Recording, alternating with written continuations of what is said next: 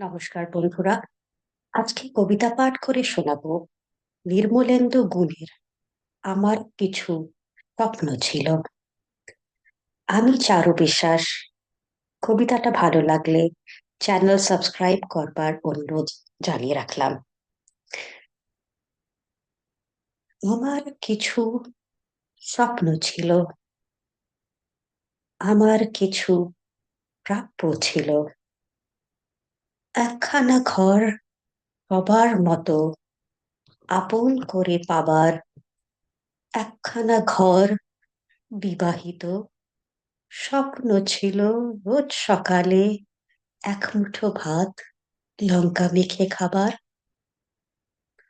সামনে বাগান উঠোন চাইনি, চেয়েছিলাম এক জোড়া হাঁস, এক জোড়া চোখ অপেক্ষমান। এই তো আমি চেয়েছিলাম।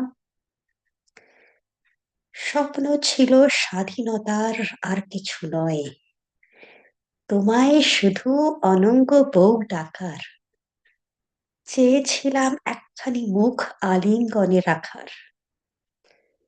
অনঙ্গ বউ, অনঙ্গ বউ, এক জোড়া হাঁস, এক জোড়া চোখ, কোথায়? তুমি কোথায়? নমস্কার।